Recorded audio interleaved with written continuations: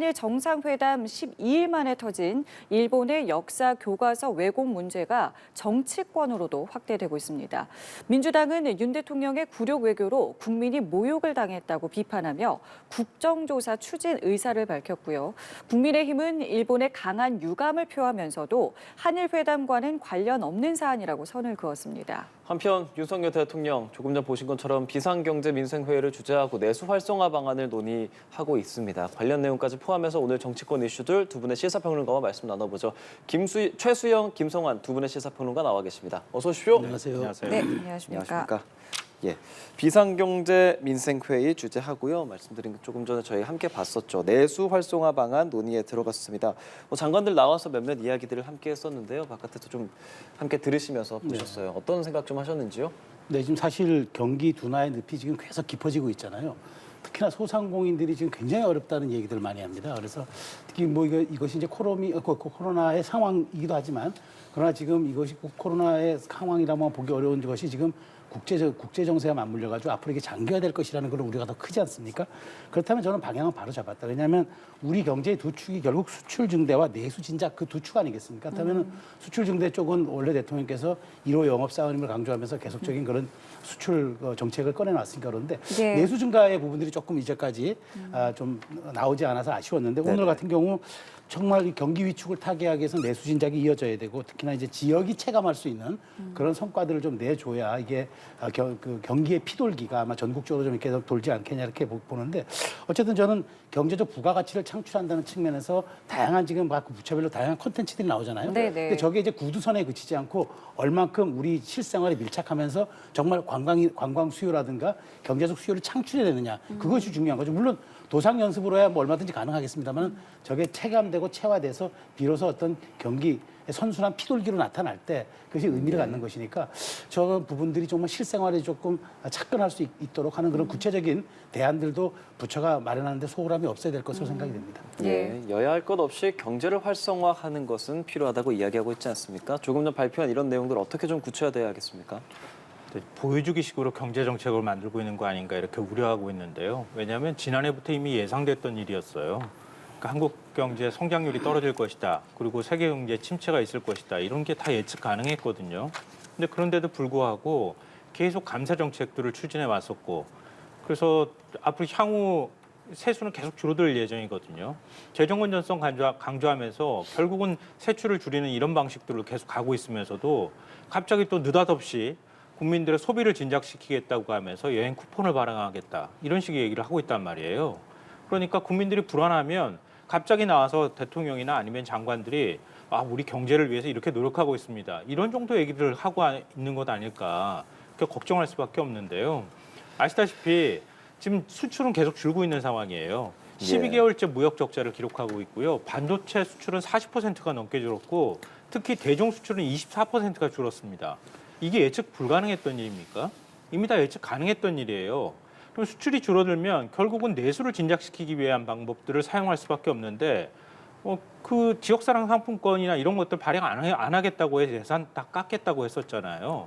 그건 또 뭔가 갑자기 그거 아무런 효과 없다고 해서 예산 깎다가 느닷없이 나와서 여행 쿠폰 대규모로 발행하겠다. 국민들이 쓸 돈도 사실 마땅치도 않은데도 불구하고 내수 진작을 통해서 경제를 활성화시키겠다 이런 정책들을 내놓고 있다고 하는 거죠.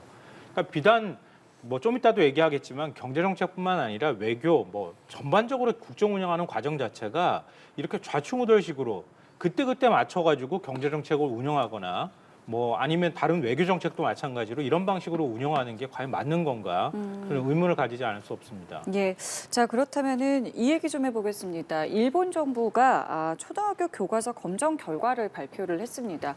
잠깐 요약을 좀 하자면, 그러니까 독도가 일본 땅이라는 주장은 조금 좀 강화가 됐고요. 일제 강점기 강제징용과 관련해서는 이 강제성이 조금 희석되는 그런 내용들이 좀 들어가면서 방향이 좀 바뀌었는데요.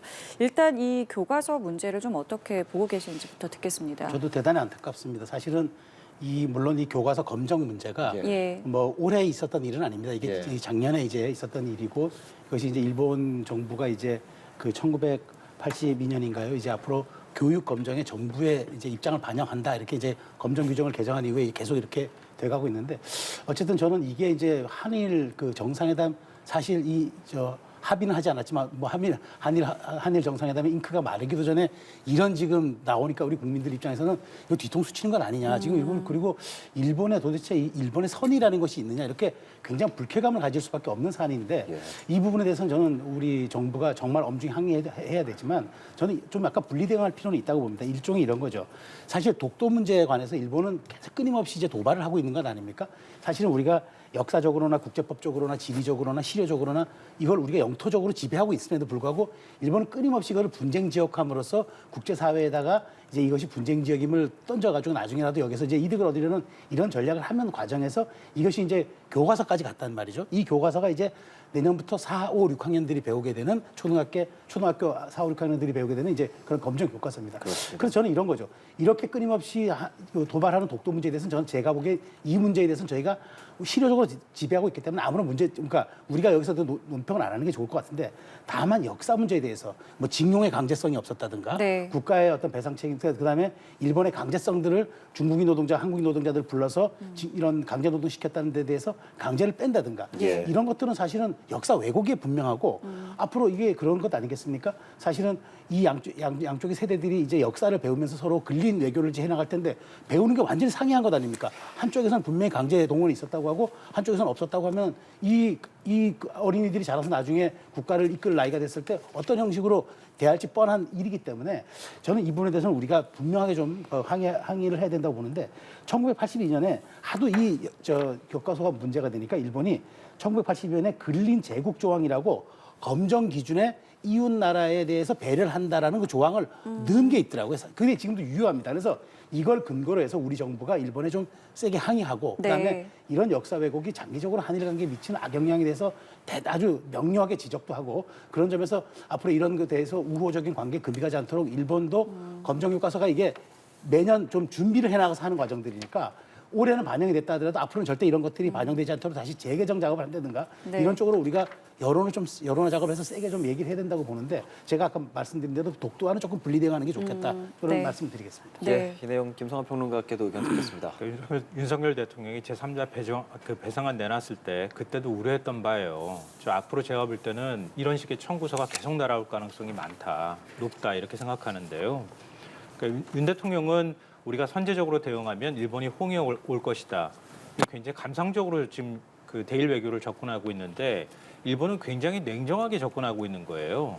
그러니까 자기들이 그동안에 해왔던 이른바 이제 역사 지우기라든가 아니면은 예를 들면 적기지 공격 능력을 갖는 국가로 전수방위 원칙을 없애버리고 이런 군사 외교적인 측면에서 좀 더 그 정상국가화 돼가고 있는 과정들은 계속 밟아나가겠다고 하는 생각들을 하고 있는 거예요. 근데 마치 그런 일본한테 우리가 통 크게 뭔가를 던지고 나면 일본이 거기에 대해서 호응해 올 것이다. 이런 감상적인 사고에 빠져 있는 것 아닐까 싶어요. 결국은 일본은 굉장히 치밀하게 국익을 계산해서 자기들이 생각하는 대로 움직이고 있다고 하는 겁니다. 그러니까 예를 들면 이런 거예요. 얼마 전에 제3자 배정안 내놨을 때 일본 여론이 그러니까 일본 극우나 뭐 기시다 내각도 마찬가지지만 이렇게 받아들였다는 거예요. 한국이 그동안에 잘못했으니까 우리가 그동안 한국에다가 잘못한 걸 바로잡아서 그 방안을 내놓으라고 얘기한 거 그걸 내놓은 것이다. 한국이 선의로 우리한테 뭔가를 주는 게 아니라 원래 한국이 잘못한 걸 그걸 바로잡은 것일 뿐이다. 이렇게 생각하고 있다는 겁니다.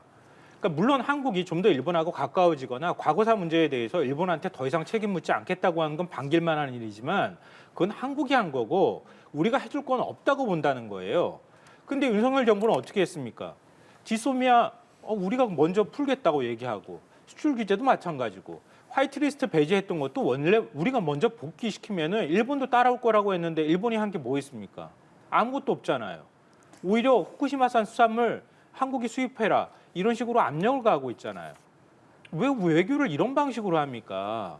외교는 철저하게 국익에 따라서 조금씩 진전해 나가면서 해야 되는 건데 마치 무슨 술자리에서 다른 사람한테 내가 통 크게 이거 하나 약속해 줄게 이런 방식으로 외교하는 게 어디 있습니까? 그러니까 이런 외교 스타일이 결국 낳은 참사일 뿐이다. 앞으로는 일본이 이런 방식으로 더 많은 청구서를 한국에다 날릴 것이고 윤석열 정부는 더 곤란한 상황으로 갈 가능성이 매우 높다. 저는 그렇게 생각합니다. 예, 그러면은 이 여야 목소리도 좀 저희가 듣고 이야기를 계속 나눠볼게요. 여야에서는 이 일본 교과서 왜곡을 비판을 하면서도 이 대일 외교 책임론에 있어서는 좀 이견을 보이고 있는데요. 그 내용 함께 들어보시죠. 일본이 이 옛날부터 가지고 있었던 뭐 거슬러 올라가면 군국주의적인 사고 이런 틀에서 못 벗어난 국제적인 흐름이나 국제 우호 친선 이런 것을 따라가지 못하는 일본의 문제이지 늘 그런 식으로 왔지 않습니까? 일본의 잘못이지 그것이 무슨 한일 회담 결과가 잘못돼서 그런 거는 인과관계가 전혀 없는 사항인 것 같습니다. 피해 당사자와 다수 국민의 반대를 무릅써가며 독단과 오만으로 강행한 강제동원 제3자 배상 고려관의 대가가 바로 이것이었습니까? 대통령 혼자서만 극진하게 대접받고 온 오므라이스, 소맥 환대의 대가가 강제동원 부정과 독도 주권에 대한 야욕에 대해 눈감아주는 것이었나 봅니다. 대한민국 대통령이라면 이와 같은 과거사 애곡에 대해 즉각 일본에 당당하게 사과를 촉구해야 마땅합니다. 네, 여야 입장 들었는데요. 민주당에서는 이 과거사 왜곡에 대해서 대통령이 항의를 해야 한다라고 했고 또 이번 주 안에 이 정상회담과 관련해서는 국정조사 요구서를 이제 제출해서 좀 추진하려는 모양새거든요. 지금의 움직임은 좀 어떻게 보시는지요? 그러니까 저는 지금 민주당의 저런 문제 제기가 물론 이제 야당으로서 저는 뭐 타당한 지점도 있고 또 민주당에서 국민의 여론이라고 얘기하면서 자꾸 전달해야 우리가 일본과의 추후 협상에서도 일종의 레버리지, 즉 지렛대로 좀 활용할 수 있는 그런 경우들이 있거든요. 이런 반대에도 불구하고 우리가 했는데 일본도 우리에게 진일보한 정책들을 선의로 내놔야지 이거 되겠느냐 이렇게 얘기할 수 있는 건데 저는 그래요. 지금 말씀드린 대로 지금 이게 한일 정상회담의 후과로서 이게 나온 건 아니라 지난해부터 있었던 이제 검정 문제 아니겠습니까? 이제 저는 이제 이것이 일본이 보이고 있는 국가주의 교육 흐름과 무관하지 않다고 보는 거예요. 2006년 아베 신조 때 교육기본권을 개학시킨 이후에 그 모든 교과서에서 정부의 입김이 작용하도록 일본이 제도를 바꿔버렸어요. 그런 경우에서 오는 건데 이걸 가지고 한일 정상회담의 후과다 이렇게 얘기하는 거는 전 민주당이 그 조금 나간 얘기고 사실과 좀 다른 얘기이기 때문에 저는 이 부분에서 분리대응하는 게 아까도 제가 분리대응 말씀드렸던 건 뭐냐 지금 일본이 앞으로 오염수 방류라든가 여러 가지 앞으로 좀 해야 할 여러 가지 절차적인 게 남아 있는데 이거 굉장히 주변 국가들의 동의가 중요합니다. 그렇기 때문에 우리가 압박할 수 있는 소재들이 있기 때문에 이걸 가지고 일본에 대해서는 세게 압박할 건 압박하면서 우리가 또 얻어낼 건 얻어내는 쪽으로 가는 게 맞는데 근데 과연 민주당이 이걸 국정조사를 하자. 저는 사실 그래요. 모든 정치는 국경에서 멈춘다는 외교 금원이 있습니다. 왜냐하면 내밀한 국가 간의 협약, 그다음에 외교의 문제들을 다 전부 국정조사라는 어떤 말하자면 국회의 어떤 공식적 틀 안에서 까발려질 경우에는 사실 거기에 대해서 우리가 외교라는 것들이 좀 내밀한 부분도 있는 거고 상대국과의도 문제도 있는 건데 그런 것들을 다 우리가 국정조사에서 하자. 저는 다른 부분들이라면 국정조사가 얼마든지 국회의 권능이니까 저는 해도 좋다고 봅니다만은 외교에 대한 문제는 저는 이것이 국익과 직결되는 문제이고 또 상대국과의 관계도 있는 거기 때문에 이걸 다 중인환시에 모든 걸 다 이게 우리가 공개하고 이야기를 하자. 이건 적절치 않다고 보고요. 그건 정치 공세다. 그러니까 저는 민주당이 대일 외교에 대해서 저렇게 문제점 지적하고 시민단체들과 함께 연대해서 문제를 제기하는 거 저는 합당하다고 봅니다. 그런 목소리가 많아야 우리가 외교에서 협상의 지렛대로 활용할 수도 있는 거니까요. 그런데 이걸 국정조사라고 가져가는 거는 이거는 정말 정치 공세고 그다음에 앞으로 향후 그럼 우리가 한미, 한중 모든 정상회담 할 텐데 그럼 할 때마다 조금 문제가 있으면 다 그걸 국정조사 하자고 할 겁니까? 그러니까 요구는 할 수 있으나 저는 제가 보기에 그렇게까지 가는 건 금도를 넘어선 일이고 야당으로서의 합리적인 문제 제기와 그다음에 대안 요구 그다음에 이런 국정조사 같은 과도한 정치 공세는 좀 분리해서 하는 게 맞다. 이거는 국익과 관련된 문제이기 때문에 너무 이것을 공개하고 뭐 까발리는 것으로 우리가 정치적으로 뭘 얻어내겠다 이런 발상을 좀 버리는 게 좋겠다는 말씀을 드리겠습니다. 네, 일단은 이 역사 교과서 왜곡 문제와 회담은 좀 별개의 것으로 봐야 된다. 그리고 국정조사는 너무 나간 이제 정치 공세다라는 말씀이신데요. 네, 저는 두 가지 말씀드리고 싶은데요. 예. 그러니까 윤석열 정부가 일본이 매년 3월 그 교과서 검정 결과를 발표한다는 사실을 몰랐을까요? 몰랐다 그러면 무능인 거죠. 일본이 갑자기 역사관을 바꿔가지고 일본 극우가 뭔가 한국과의 관계를 고려해서 뭔가 새로운 역사관을 만들어내겠다 이렇게 해서 생각하지 않는 한 기존의 역사교과서 왜곡이나 이런 것들의 흐름들은 아마 바뀌지 않을 거라는 것을 충분히 예상 가능했을 거예요. 그런데 이런 상황이었다고 하면 윤석열 대통령이 일본에 뭔가 선의로 접근하기를 원한다 하더라도 다 보여주지 말고 좀 외교적으로 천천히 푸는 방법들을 강구할 수 있었을 거예요.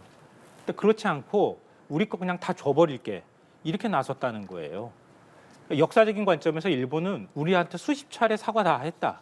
이렇게 아예 결론을 내버렸어요. 더 이상 할 사과가 없는 것처럼 말해버렸어요. 일본 입장에서는 당연히 우리가 지금 가는 게 맞다고 생각하지 않겠습니까? 그리고 교과서 검정 결과를 결정하는 곳은 일본 가기예요. 그러니까 일본 가기에서 우리 국무회의격에서 최종적으로 결정을 하는 겁니다.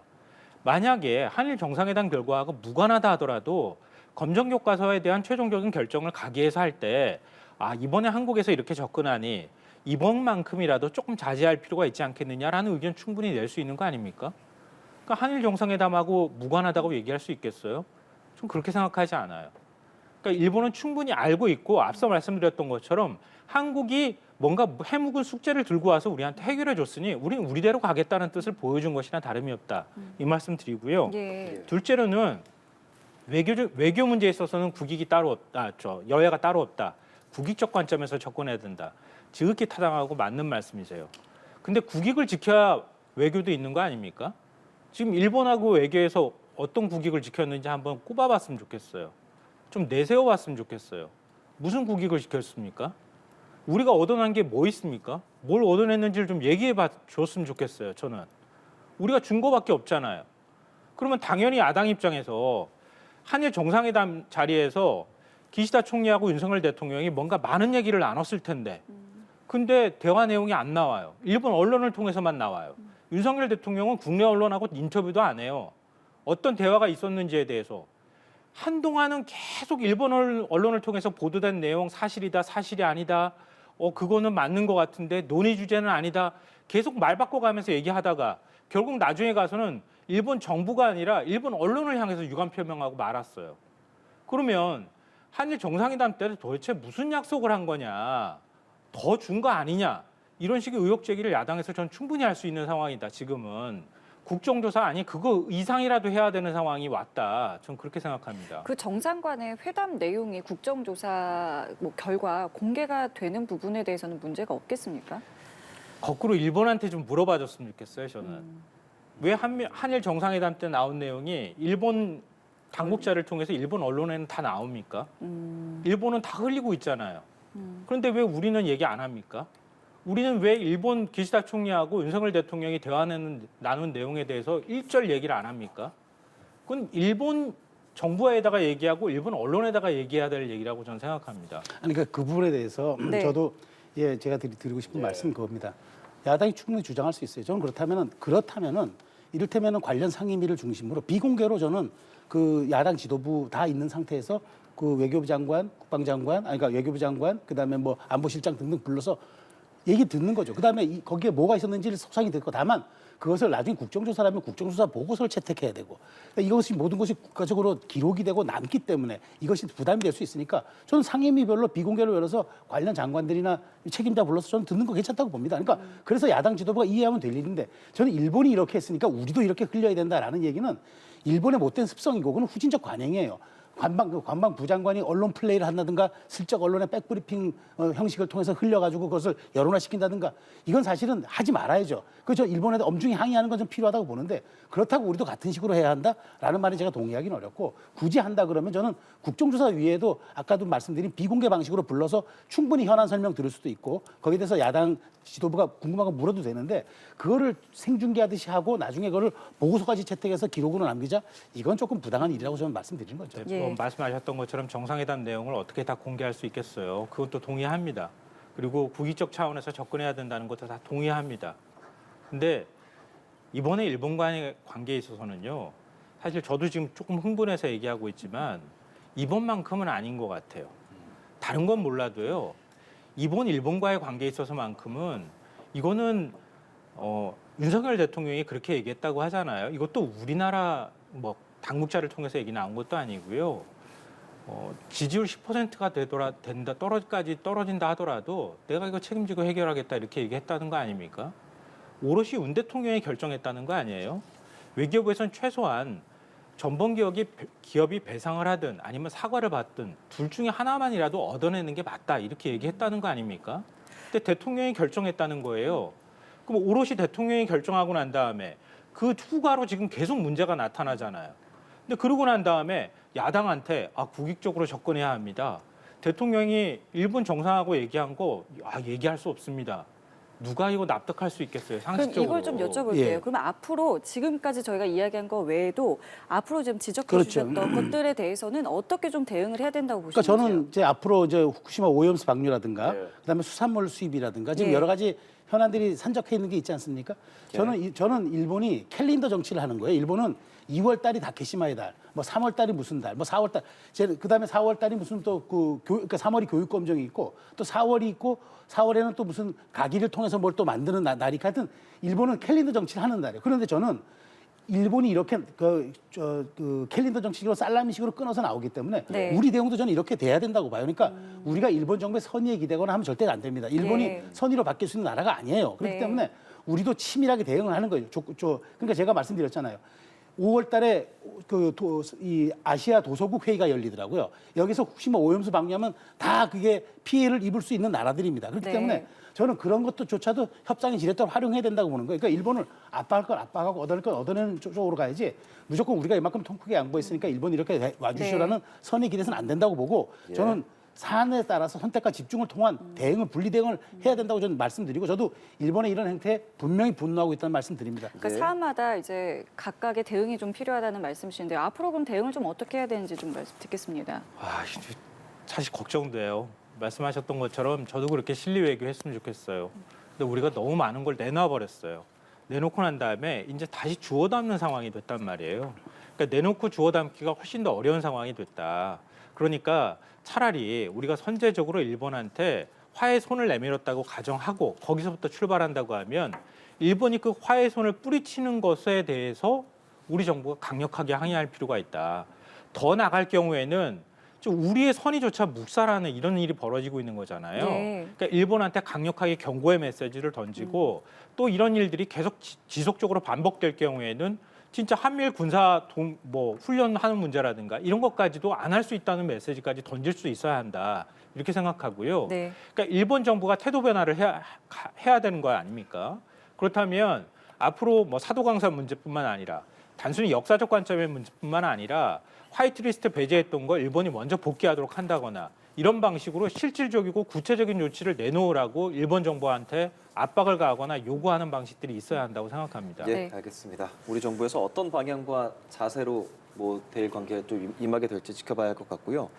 주제를 좀 바꿔서요. 이제 윤석열 대통령 방미를 앞두고 있는데 의전, 외교 이 부분이 좀 계속 또 이야기가 나오고 있습니다. 그러니까 김일번 의전비서관, 이문희 외교비서관 사퇴하게 됐고 그러면서 또 이야기가 나왔던 게 김성한 안보실장에 대한 교체설입니다.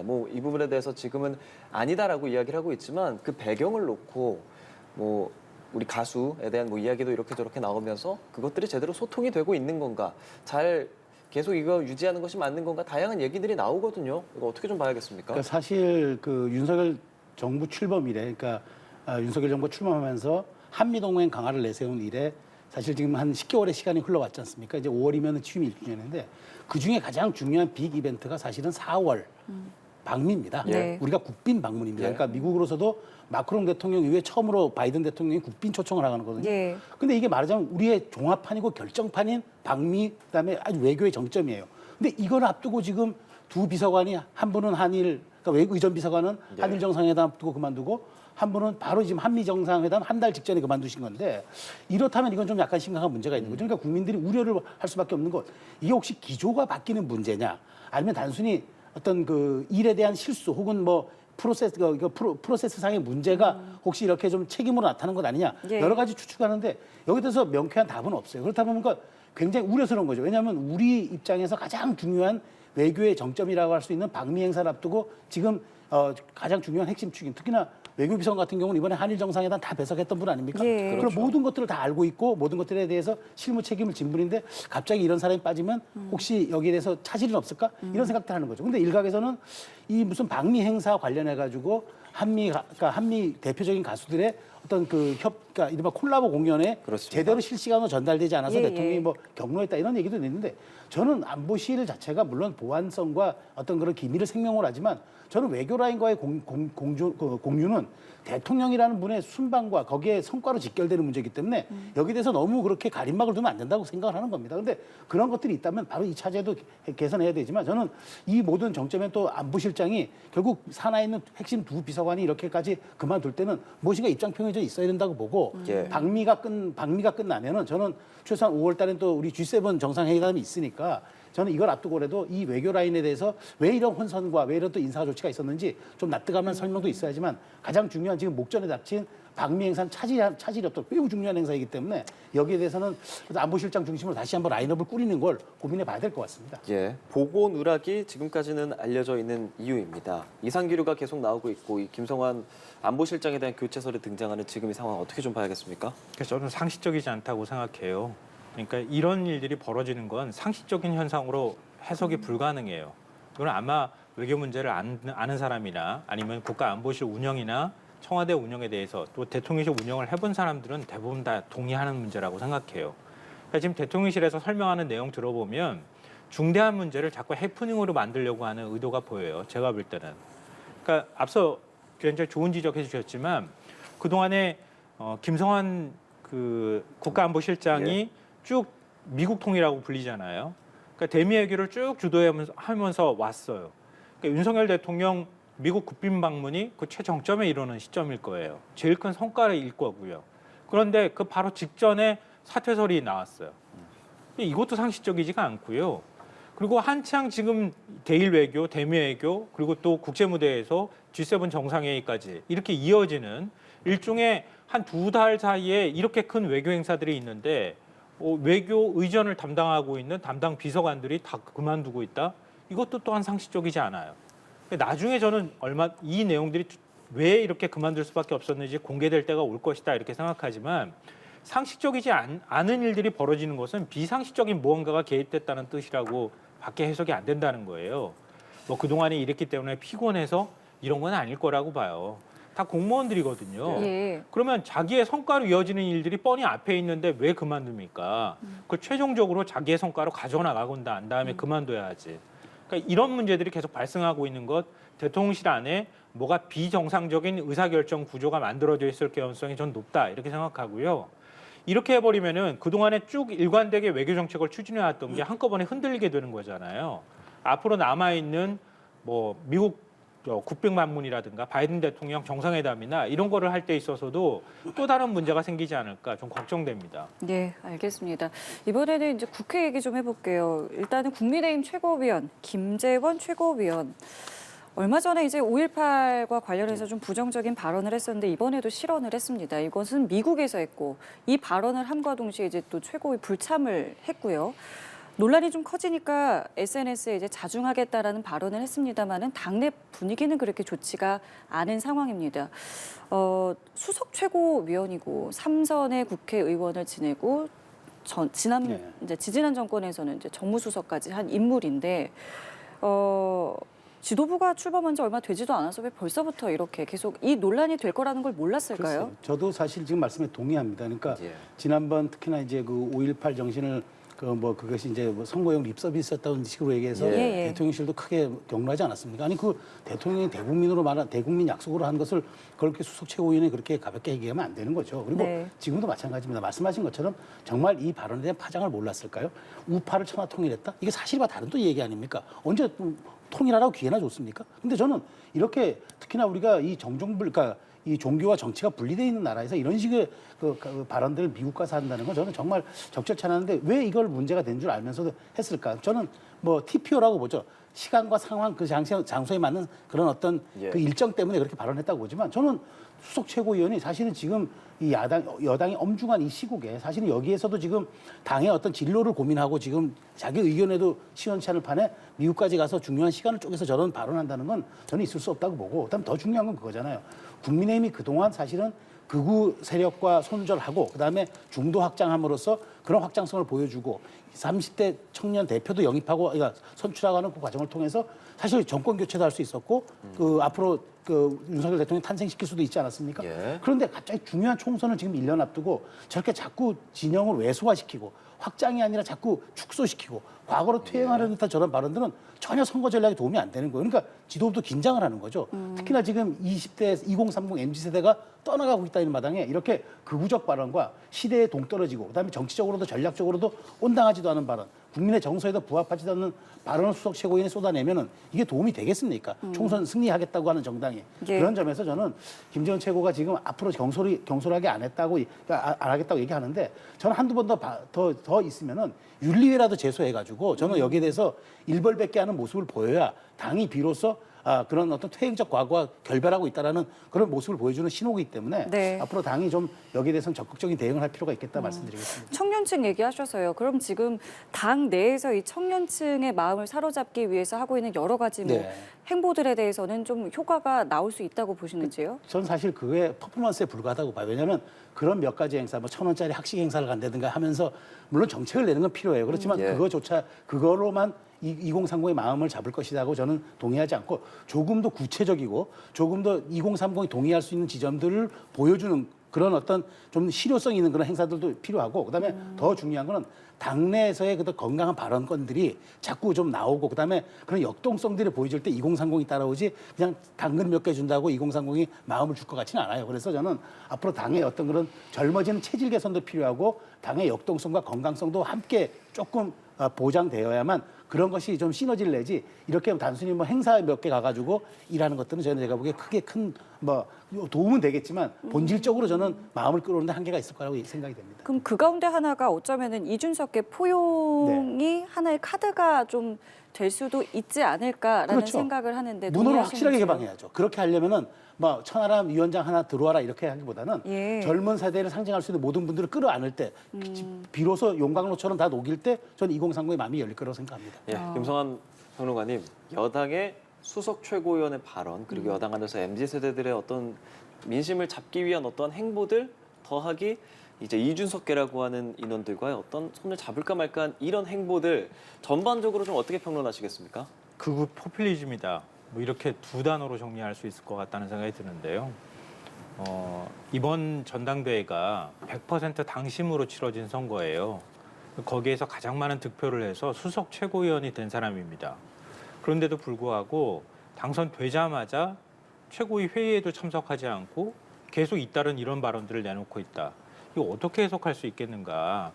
결국은 태극기 세력하고 절연했다고 하지만 실질적으로는 절연하지 않은 국민의힘의 모습을 보여주는 것이다 이렇게 생각하고요. 포퓰리즘이라고 제가 말씀드린 건 뭐냐면 예. 대통령이 MZ세대 이렇게 얘기하니까 당대표도 막 달려가가지고 대학 가서 1,000원 학식 먹어요. 근데 그렇게 해가지고 내놓은 대책이요. 예산이 정부에서 지원하는 게 한 7억 남짓 되니까 한 15억 정도로 한 2배 정도 늘려주겠습니다. 이렇게 얘기를 해요. 근데 김기현 대표가 가가지고 줄 서서 이 번호표 받아가지고 그래서 식권 사서 밥을 먹었다 그러잖아요. 예. 근데 학생들이 아침만 그렇게 먹을 수 있어요. 1,000원에. 그리고 아침도 먼저 가서 선착순으로 줄 서야 먹을 수 있는 밥이에요. 그건 알고 가서 먹었는지 모르겠어요. 그럼 대학생들이 정말 밥이라도 제대로 먹게 해준다고 얘기를 했다 그러면은 최소한 줄은 안 서고 먹을 수 있게 해줘야 되는 거 아닙니까?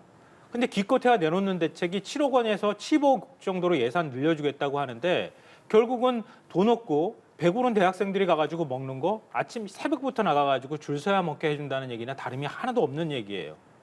잠깐 MZ세대에 위하는 척하지만 실제로 본질적으로 뭘 어떻게 해야 될 것인가에 대한 고민은 별로 없는 상태에서 당신들을 위해서 이렇게 합니다라고 보여주기 식으로 행사하는 것밖에 안 된다. 저출산 대책도 역시 마찬가지고 노동대책도 제가 볼 때 마찬가지예요. 좀 더 깊이 있게 고민해서 통합적으로 사고가 난 다음에 그다음에 대책들을 내놓고 질서 있게 대응하는 방식들을 좀 여당이면 보여줘야 한다. 이런 방식으로 한다고 해서 인기가 올라가거나 지지율이 올라갈 것 같지는 않다 이렇게 생각합니다. 예. 그럼 조금 전에 질문 하나 더 드렸던 이준석계 포용에 관해서는 또 어떻게 좀 보고 계시는지요? 일단 이준석 전 대표, 이준석계라고 하는 예. 일군의 이제 세력하고는 이미 건널 수 없는 강을 건넌 거 예, 아닙니까? 죄송합니다. 저희가 지금 좀 연결을 좀 해야 돼 갖고요. 두 분 말씀 여기서 좀 마무리 짓겠습니다. 고맙습니다. 고맙습니다.